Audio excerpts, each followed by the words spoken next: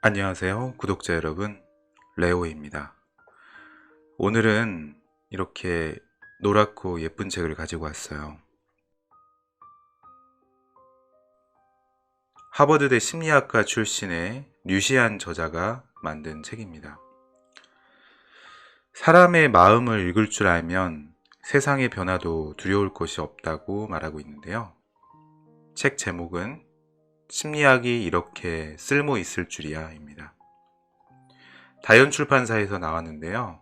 책 뒷면에 그 좋은 문구가 있어서 같이 소개해 드릴게요. 인간관계, 사랑, 자아성장 등 인생의 과제를 심리학으로 해결하세요 라는 문구입니다. 저자는 이렇게 말하고 있네요. 심리학은 내게 새로운 문을 열어 진정한 나를 만나게 해준 열쇠다. 심리학 덕분에 나는 여러 직업을 갖게 되었고 사랑하는 사람과 밸런스를 맞춰가며 안정감을 얻는 법을 알았으며 인생의 지독한 슬럼프에서도 벗어날 수 있었다. 그동안 심리학을 통해 내가 많은 도움을 받았듯 당신 또한 많은 도움을 받길 바란다. 여러분, 어떻게 하면 지금보다 내일 더 멋진 내가 될 수 있을지 오늘 저와 함께 이 책을 읽어보며 그 정답을 찾아보겠습니다. 심리학이 더해준 연애운. 10여 년 전 심리학을 이용해 여성에게 소위 작업을 거는 방법을 연구 개발한 미국 남성들이 있었다. 그들은 남성이 번식 조건을 뛰어난 여성, 즉 아름답고 몸매가 좋은 여성에게 매력을 느끼는 반면 여성은 강력한 카리스마를 지닌 리더형 남성에게 매력을 느낀다며 이는 일종의 본능이라고 지적했다. 그렇기 때문에 심리적인 전술을 잘만 활용하면 여성의 잠재의식 속에 존재하는 레이더의 스위치를 켜 당신을 만나볼 가치가 있는 그 리더형 남성으로 인지하게 만들 수 있으며 더 나아가 당신을 사랑하게 만들고 당신의 관심을 얻기 위해 서로 질투 작전을 펼치게 할 수도 있다고 주장했다. 그들이 말한 전술이란 무엇이냐? 그 내용은 대략 다음과 같다. 공작새가 꼬리를 펼쳐 자신을 뽐내듯 화려한 의상으로 타인의 이목을 집중시켜라.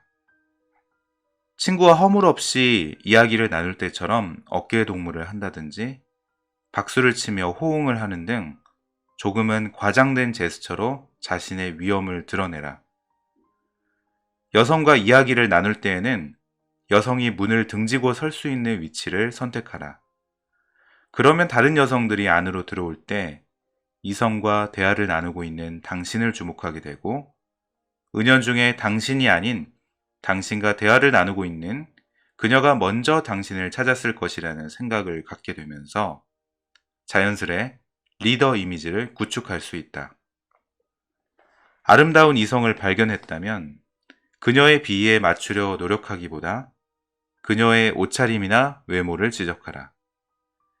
칭찬에 익숙한 미인들에게는 지적하는 쪽이 오히려 더 강렬한 인상으로 남을 수 있다. 물론 지적을 당한 당사자는 불쾌해하겠지만 그녀 주변의 다른 여성들은 속으로 통쾌해하며 당신을 치켜세울 것이다. 그러면 미인은 당신을 사로잡아 자신의 자존심을 지키겠다는 생각으로 오히려 당신에게 구애를 펼칠 수 있다. 이게 무슨 시답잖은 얘기인가 싶을지도 모르지만 실제로 아직 세상 물정을 잘 모르는 소녀들에게는 나름 꽤 먹히는 방법이었다. 자칭 픽업 아티스트, 일명 PUA라는 남성들은 1년의 실전 훈련을 거친 후 인터넷에서 사람을 모집해 함께 클럽으로 헌팅을 하러 출동했고 그중 원로급 PUA였던 닐 스트라우스는 그 몇 년간의 연애담을 더 게임, 발칙한 남자들의 위험하고 도발적인 작업이 시작된다라는 제목의 자서전으로 엮기까지 했으니 말이다. 참고로 이 책은 뉴욕타임스 선정 베스트셀러에 등극했고 TV 프로그램과 영화로까지 제작되면서 전 세계 집돌이들의 열렬한 지지를 받았다. 그 후 여러 해가 지나고 기혼자가 된 스트라우스는 진실이라는 또 한 권의 자서전을 펴냈다.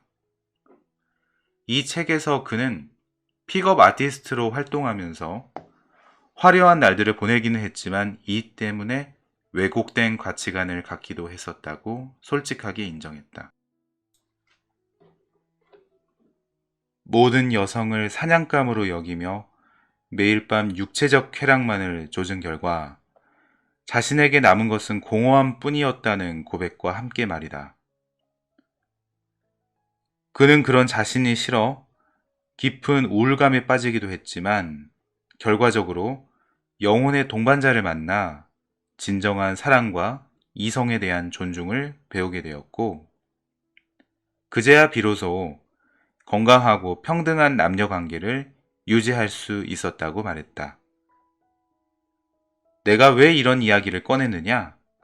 혹시라도 심리학이 더해준 연애운이라는 제목을 보고 내가 픽업 아티스트의 심리 전술처럼 얕은 꾀를 늘어놓는 것이 아닐까 의심하는 이들에게 단언컨대 그렇지 않다는 말을 하기 위해서다.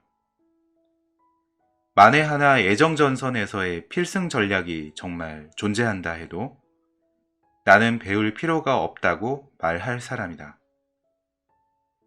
첫째, 소위 전략이라는 그 방법들은 당신을 느끼한 사람으로 만들 테고, 둘째, 문화 차이 때문에 구미에서 통하는 방법이 아시아에서도 통하리라는 법은 없을 뿐더러, 셋째, 얕은 수작으로는 불장난 정도의 관계밖에 맺을 수 없기 때문이다.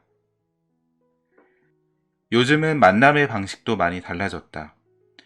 앱스토어에서 틴더 같은 데이팅 앱을 다운받으면 단 몇 번의 터치만으로 친구를 사귀고 싶은 사람, 대화를 나누고 싶은 사람, 데이트를 하고 싶은 사람, 즉석 만남을 원하는 사람들의 목록을 실시간으로 확인할 수 있다. 그러나 만남의 기회가 많아진 만큼 좋은 상대를 만나기란 더 어려워진 게 사실이다. 좋은 상대와 정말 좋은 관계를 맺으려면 서로에 대한 존중과 긍정적 상호작용이라는 조건을 충족해야 한다. 물론 불장난이 일시적인 짜릿함을 선사할지도 모른다. 그러나 뒷수습을 해야 할 때가 되면 그 불장난이 얼마나 위험한 일이었는지를 깨닫게 될 것이다. 인터넷이나 데이팅 앱을 통한 만남의 장점은 상상의 여지가 크고 원거리에서도 감정을 쌓아갈 수 있다는 것이다. 그러나 사람과 사람 사이의 관계에는 결국 얼굴을 마주하고 직접 부딪히며 서로에게 적응하는 시간이 필요하다. 따라서 이번 챕터에서도 맨투맨 상황에 중점을 두고 이야기해 보려 한다. 부디 나의 조언들이 진짜 당신을 알아주고 또 있는 그대로의 당신을 사랑해줄 누군가를 만나는데 도움되길 바란다. 그리고 명심하라. 좋은 사람과의 인연을 만들기 위해서는 누구에게나 평등한 태도와 자신감, 포용력을 잃지 말아야 한다. 진실한 사람은 사랑을 핑계로 무례하게 굴지 않는다. 우리가 애초에 누군가를 사랑하는 이유는 그를 존중할 만한 인품을 지닌 사람이라고 생각하기 때문이다. 장 자크 루소의 에밀 중.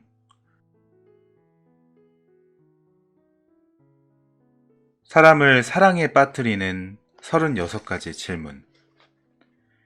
심리학자 아서 아론은 지난 1997년 성격 및 사회 심리학지에 사람을 사랑에 빠뜨리는 36가지 질문에 대한 연구 결과를 발표했다. 준비한 36가지의 질문을 주고받으며 친밀감을 형성하는 실험을 진행한 결과였다. 해당 결과에 따르면 36가지의 질문을 주고받은 후 서로의 눈을 3분간 응시하면 어느새 상대와 사랑에 빠지게 되었다고 한다. 정말 그렇게 효과적일까? 내 주변 친구들을 포함해 이미 많은 사람이 시도를 해봤고, 또 인터넷에는 관련 다큐멘터리까지 올라와 있는데 정말로 그들은 모두 커플이 되었다고 한다. 대체 무슨 원리이기에 이런 마법 같은 결과가 나오는 걸까? 36가지 질문 중 몇 가지를 살펴보자. 질문 1. 이 세상 누구와도 저녁 식사를 할 기회가 주어진다면 누구를 저녁 식사에 초대하고 싶나요? 질문 2. 유명해지고 싶나요? 그렇다면 어떤 식으로 유명해지고 싶은가요? 질문 12. 당신이 내일 일어났을 때 초능력 한 가지를 얻을 수 있다면 어떤 능력을 가지고 싶은가요? 질문 30. 마지막으로 다른 사람 앞에서 눈물을 보인 적은 언제인가요? 혼자 울었던 것은 또 언제인가요? 이 질문들에는 다음과 같은 특징이 있다. 첫째, 예, 아니요로 대답할 수 있는 단답형 질문이 아니라 비교적 완전한 대답을 요하는 개방적 질문이다. 둘째, 추상적이고 가벼운 질문으로 시작해 갈수록 질문 강도가 높아져 상대의 마음을 들여다볼 수 있는 질문으로 바뀐다. 셋째, 두 사람의 대화가 깊어질수록 상대에게 속마음과 가치관을 이야기하게 되고 거의 마지막 질문에 도달할 즈음에는 자신의 약점이라고 할 지극히 개인적인 이야기까지 털어놓게 된다. 이쯤 되면 상대와 사랑에 빠지지 않기도 어렵다. 이는 본래 연애를 하기 위해 마음을 나누는 과정을 36가지 질문에 농축해 놓은 것이기 때문이다. 더 나아가 이 연구는 일상적인 대화와 의미 있는 자아 개방이 무엇인지를 구분했다. 심리학자들은 자신의 의미 있는 개체로 인식하고 진심으로 자신이 중요하다고 생각하는 것, 또는 친한 사람에게만 할 수 있는 이야기를 누군가와 함께 나누는 것을 올바른 자아 개방이라고 말한다. 이런 의미의 대화를 통해 조금씩 자신을 드러내다 보면 양측은 더욱 친밀한 사이가 된다.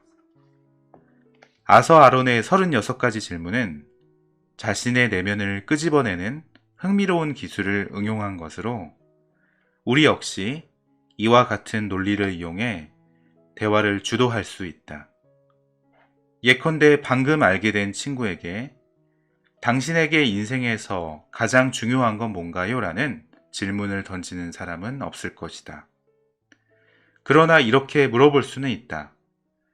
만약 이번 주 토요일에 커다란 운석이 지구와 충돌해 인간이 공룡들처럼 멸종하게 될 거라는 사실을 알고 있다면 남은 시간 동안 어떤 일을 가장 하고 싶을 것 같아요?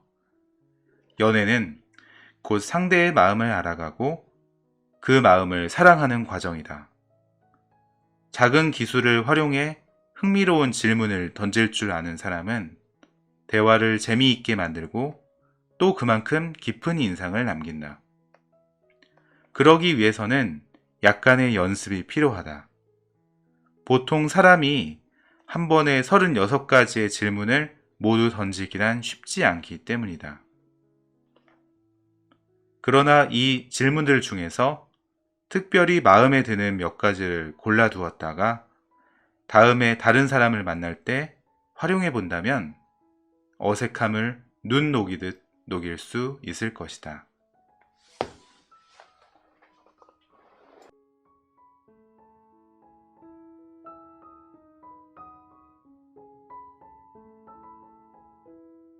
호흡 맞추기.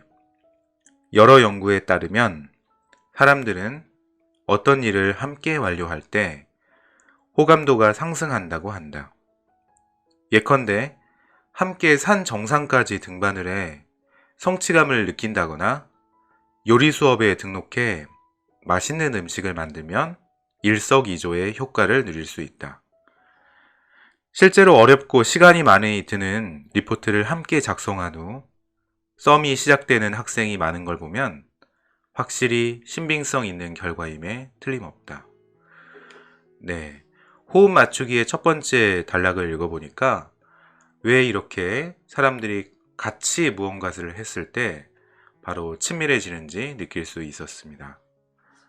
자, 계속 볼게요. 다만 여기서 반드시 짚고 넘어가야 할 한 가지가 있다. 바로 누군가와 어떤 일을 함께 할 때에는 자신의 실력을 과시하는 데 급급해서는 안 된다는 점이다. 많은 사람이 이 부분을 착각해 데이트를 통해 자신의 능력을 드러내려고 하는데, 데이트에서 중시해야 할 것은 즐거운 상호작용과 마음을 나누는 시간이다. 그러니 자신의 우월함을 드러내는데 급급해 하지 말고 함께 손발을 맞춰가라. 자, 굉장히 재미있는 사파인데요. 등산을 갈 때 그 발걸음 동작도 그 오른발부터 똑같이 내딛고 있는 그런 사파입니다. 실제로 서로 같은 동작을 할 때 호감도를 높인다는 심리학 연구 결과가 있다. 서로 같은 동작을 여기에서 무빙 투게더라고 하는데요. 이 책에서 소개하고 있는 것처럼 여러분도 일상생활에서 호감을 얻고 싶은 상대에게 이런 같은 동작, 무빙 투게더를 하시면 좋을 것 같습니다. 이 연구는 독일에서 4세 아동을 대상으로 진행되었는데, 연구진은 서로 모르는 사이인 아동들에게 음악에 맞춰 함께 노래와 춤을 추게 했다. 그런 다음 협력이 필요한 게임을 진행했는데, 함께 춤을 춘 아이들은 새로 사귄 친구들에게 좀 더 적극적인 도움을 주려 한 반면, 함께 춤을 추지 않고 그냥 놀이에 참여한 아이들 중 협력 의사를 표현한 친구들은 춤을 춘 아이들보다 3배 이상 적은 수준이었다. 네. 이 책을 읽어보니까 왜 그렇게 레크레이션을 하고 같이 이렇게 뭔가 몸을 푸는 그런 친해지는 단계가 필요한지 알게 됐습니다. 아이들도 이러할진데 어른들이라고 다르겠는가? 함께 춤을 추고 산책을 하고 스포츠팀을 응원하며 서로의 동작을 맞춰갈 때 사람 사이에는 묘한 호감이 싹튼다. 여기서 핵심은 감각기관과 동작의 동시성인데, 이를 위해서는 자신의 고집을 조금 덜어내고 서로의 동작을 면밀히 관찰하며 협력을 우선순위에 두는 노력이 필요하다. 연애를 할 때와 마찬가지로 서로가 필요로 하는 것이 무엇인지를 진심으로 고려할 때 비로소 진정한 균형과 행복을 얻을 수 있다. 생각해보라. 누군가가 자발적으로 당신의 요구를 만족시켜준다면 그에게 호감이 생기고 그와 보내는 시간을 기대하게 되지 않겠는가? 이는 진정한 짝을 찾기 위해 우리가 가동시켜야 하는 메커니즘이기도 하다. 그러니 상대와 협력할 수 있는 기회를 찾아 공통의 리듬을 만들어라. 함께 헬스클럽에 가서 줌바 댄스를 춰도 좋고 스피닝 사이클을 타도 좋다. 혹은 함께 콘서트에 가서 야광봉을 흔든다거나 함께 강아지를 산책시키는 것도 좋은 방법이다. 이렇게 상대와 호흡을 맞춰가는 과정을 통해 두 사람의 마음에는 두근두근 스파크가 일어날 것이다. 네, 심리학이 이렇게 일상생활에서 도움이 될 줄은 처음 알았습니다. 서로 같은 동작을 해서 사람의 마음을 얻을 수 있다면 오늘 당장 실천하지 않을 이유가 없을 것 같습니다. 핵심 습관 가동하기. 내가 아침 일찍 일어나는 습관을 기르기 위해 전날 밤 물을 떠다 놓은 것처럼 지극히 사소한 행동도 추진 행동이 될 수 있다. 그러나 어떤 습관들은 그 자체로 충분한 추진력을 지녀 좋은 습관을 더 많이, 더욱 쉽게 기를 수 있게 연쇄작용을 일으킨다. 이러한 습관을 바로 핵심 습관이라고 한다. 예컨대 규칙적으로 운동을 하는 습관은 최고의 핵심 습관이다. 운동을 생활화하면 기분 전환은 물론 체력을 키울 수 있고 스트레스를 해소해 수면의 질을 높임으로써 무슨 일이든 완수할 수 있는 에너지를 얻을 수 있다. 일찍 자고 일찍 일어나는 습관 역시 개인적으로 강력 추천하는 핵심 습관이다. 충분한 수면을 취하면 좀 더 맑은 정신으로 더 많은 시간을 보낼 수 있고 충분히 햇볕을 쬐어 기분을 좋게 만들 수도 있기 때문이다. 게다가 점심시간 전까지 많은 일을 처리해 더 여유로운 저녁을 보낼 수도 있다. 얼마 전 미군 해군 대장 윌리엄 맥레이븐이 2014년 텍사스 주립대학교 졸업식에서 했던 연설 영상을 봤는데 그 내용이 아주 인상적이었다. 그가 학생들에게 첫 번째로 건넨 조언은 매일 아침 자신의 잠자리를 정리하라는 것이었다. 그는 이러한 조언을 하는 이유로 다음 세 가지를 꼽았다. 첫째, 매일 잠자리를 정리함으로써 기상과 동시에 마땅히 해야 할 일 하나를 완수하게 된다. 둘째, 지극히 사소한 일이지만 일을 끝냈다는 사실이 작은 성취감으로 이어져 다음 일도 또 다음 일도 해낼 수 있다는 용기를 가지게 된다. 셋째, 인생에서 작은 실천이 얼마나 중요한지를 일깨워준다.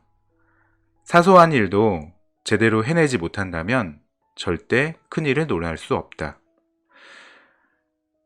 이 맥레이븐 해군 대장의 이야기를 듣고 저는 이런 것을 생각했습니다. 예를 들어서 양치질을 하루에 3번 해야겠다고 마음을 먹었을 때 2번, 3번 이렇게 하다가 보면은 작은 성취감을 느낄 수 있다고 말입니다. 일단 양치질 하는 것이 특별히 어렵거나 다른 사람보다 대단한 일은 아니지만 그래도 이렇게 자신과의 약속을 하나씩 성취해 나가다 보면 다른 큰 일도 할 수 있다는 용기를 얻을 수 있습니다. 책을 계속 볼게요. 여러분이 최악의 하루를 보냈다 하더라도 집에 돌아와 말끔히 정돈되어 있는 그것도 자신이 직접 정리한 잠자리를 본다면 내일은 더 나은 하루가 될 거라는 위로를 받을 수 있을 것입니다. 세상을 바꾸고 싶다면 자신의 잠자리를 정리하는 일부터 시작하십시오. 네, 보통 침대를 정리하는 게 더 쉽다고 하더라고요. 그 바닥에서 보통 이불을 깔고 하게 되면 덮는 이불과 그 까는 매트 모두 정리해야 되기 때문에 시간이 더 많이 걸릴 텐데 일단 침대라면 더 수월하게 시작할 수 있겠네요. 다시 우리의 아침 풍경으로 돌아가 보자. 화장실에서 양치를 하는 것 외에 또 무엇을 하는가?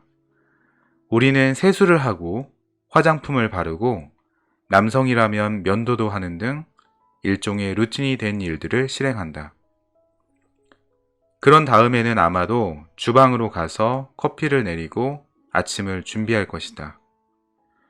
사실 현관문을 나서 사무실에 들어설 때까지, 즉 사무실에서 첫 번째 임무를 시작하기 전까지의 이 모든 일이 일련의 습관성 행동으로 구성되어 있다. 서던 캘리포니아 대학교 심리학과 교수 웬디 우드의 통계에 따르면 일반인이 하루에 하는 행동 중 40%가 이러한 습관성 행동에 속하며 마치 작은 모듈들이 직렬로 연결되어 있는 것처럼 일련의 작용을 한다고 한다. 따라서 새로운 습관을 기르고 싶을 때에는 이미 습관적으로 하고 있는 일과 결부시키는 것이 도움되는데 이를 습관 쌓기라고 한다. 예컨대 나는 DJ를 하면서 새로운 음악을 많이 들어야 할 필요가 있었다. 나는 그 과정을 무척 즐겼고, 그렇게 새로운 음악 듣기는 자연스레 나의 습관이 되었다. 그래서 나는 억지로라도 운동을 시작해야겠다고 마음먹었을 때 운동할 때만 새로운 음악을 들을 수 있다는 나만의 규칙을 세웠다. 내게는 너무나도 즐거운 음악 듣기를 운동이라는 새로운 일과 결부시켜 좀 더 쉽게 습관이 되도록 한 것이다. 결국 나는 운동하는 습관을 기르는 데 성공했고, 지금은 방법을 바꿔 운동할 때마다 오디오북을 듣고 있다. 이렇듯 자신이 이미 하고 있는 일이나 좋아하는 일, 또는 습관이 된 일에 새로 기르고자 하는 습관을 더하면 하나의 습관이 또 다른 습관을 만들어낸다. 여러분 어떠세요? 저도 제가 좋아하는 일을 하면서 뭔가 부담스러운 일을 하나씩 추가해 보기로 결심을 해봤습니다. 예를 들어 저도 역시 음악 듣는 것을 좋아하는데 음악을 들으면서 설거지를 한번 해본다든지 아니면 이제 설거지가 익숙해졌다면 설거지를 하면서 오디오북을 듣는다든지 이렇게 응용해봐야겠다고 다짐해봤습니다. 자신의 실행 의도를 적어라. 습관 쌓기로 기르기 어려운 습관도 있을 텐데 이럴 때는 어떻게 해야 하느냐고 걱정할 것 없다. 아래의 방법이면 얼마든지 새로운 습관을 기를 수 있을 테니 말이다. 영국 건강심리학 저널에 다음과 같은 연구 결과가 게재된 적이 있다. 운동하는 습관을 기르는데 효과적인 방법을 알아보기 위해 진행된 연구였는데 연구진은 실험 연구 대상을 세 그룹으로 분류해 그룹별로 각각 다른 지령을 내렸다. 먼저 첫 번째 그룹에는 앞으로 2주 동안 시간을 내서 운동을 하고 그 시간을 기록하게 했고, 두 번째 그룹에는 앞으로 2주 동안의 시간을 내서 운동을 하라고 하며 운동이 건강에 미치는 긍정적 효과에 대한 자료를 보여주었다. 마지막 세 번째 그룹에는 두 번째 그룹과 같은 지령과 건강 정보를 주고 다음과 같이 자신의 계획을 적도록 했다. 나는 다음 주 며칠 몇 시간 어떤 장소에서 20분간 고강도 운동을 할 것이다. 2주 연구진이 이 세 그룹의 사람들을 추적 조사한 결과 첫 번째 그룹에서 지난 한 주간 최소 한 번 이상 운동한 사람의 비율은 38%, 두 번째 그룹은 그보다 더 낮은 35%로 나타났다. 운동의 장점을 알려주고 운동하기를 독려해도 전혀 효과가 없었던 셈이다. 그러나 세 번째 그룹은 달랐다. 지난 한 주간 최소 한 번 이상 운동한 사람이 91%에 달했다. 여기 사파 그림을 보시면 운동 계획이라고 되어 있네요. 운동 계획을 짤 때는 이렇게 짜야 된다고 합니다. 나는 다음 주 1일, 3일, 5일 퇴근 후 피트니스 센터에서 20분간 고강도 운동을 할 것이다 라고 말이죠. 이렇게 마음으로만 계획을 세우는 것이 아니라 연필이나 볼펜으로 종이에다가 쓰는 것이 중요할 것 같습니다. 와, 정말 심리학이 이렇게 도움이 되네요. 세 번째 그룹의 사람들에게 이러한 결과가 나올 수 있었던 가장 중요한 원인은 바로 그들이 목표를 실행하기에 앞서 채워 넣었던 그 말, 즉 실행 의도에 있었다. 이처럼 실행 의도를 적으면 계획을 완수할 확률을 크게 높일 수 있음은 다른 여러 연구를 통해서도 재차 입증되었다. 그렇다면 실행 의도를 적는 게 대체 어떤 도움이 되는 걸까? 먼저 이는 시간이 없어라는 핑계를 사전에 차단하는 역할을 한다. 바쁜 하루를 보내며 우리는 막상 하면 자신에게 좋지만 급하지 않은 일 또는 꼭 필요한 건 아닌 일을 맨 마지막으로 미뤄두고 결국 이 이유를 핑계로 하지 않을 때가 많다. 그러나 언제, 어디서, 무엇을 할지 실행 의도를 정하고 나면 일의 중요도가 살짝 달라진다. 자신과의 약속이 생기는 것과 마찬가지이기 때문이다. 그렇게 중요한 일이니 따로 시간을 내는 것이 당연하지 않겠는가? 다이어리에 자신의 실행 의도를 적어놓고 그 일을 함께할 친구를 찾는다면 약속을 깰 확률은 더욱 낮아진다. 매일 정해진 시간에 자신을 위한 일을 하다 보면 재충전의 기회를 가질 수 있을지도 모를 일이다.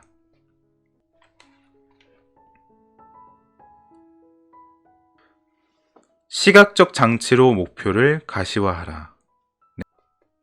1993년 트렌트 디어스미드는 갓 업계에 발을 들인 해병아리 주식 브로커였다. 그러나 그는 단 18개월 만에 500만 달러를 벌어들이는 실적을 올렸다. 1년 후 그는 7만 5천 달러의 인센티브를 받았으며 훗날 다른 증권회사로 연봉 20만 달러의 스카우트 되었다. 그는 어떻게 그럴 수 있었을까? 그의 비결은 바로 클립에 있었다. 직업이 직업인지라 그는 매일 수많은 고객에게 전화를 걸어야 했다. 더 많은 고객에게 전화를 걸수록 영업 성공률이 높아지기 때문이었다. 업무를 시작하기 전 트렌트는 항상 120개의 클립이 들어있는 상자와 빈 상자를 준비했다. 그러고는 전화 한 통을 끝낼 때마다 클립 하나를 빈 상자로 옮겨 담았다. 이게 무슨 대단한 비결이냐고? 이 방법이 대단한 이유는 그가 목표를 눈으로 볼 수 있고 손으로 만질 수 있도록 한 데 있다. 네, 정말 놀라운데요. 이 책에 나와 있는 이 삿바처럼 각각의 상자에 들어있는 각각의 클립은 임무 하나를 완료했다는 의미를 가지고 있다고 하네요. 이 클립을 자기가 눈으로 보면서 그리고 그것을 손으로 만져서 약간 쇠 느낌이 나겠죠? 차갑기도 하고 그런 만지작 하면서 그거를 옆에 비어있는 상자에 이런 옮기는 행위가 나에게 목표의식을 준다는 거죠. 시각적 장치뿐만 아니라 이런 촉각적 장치도 필요한 것 같다는 생각을 해봅니다. 계속 읽어볼게요.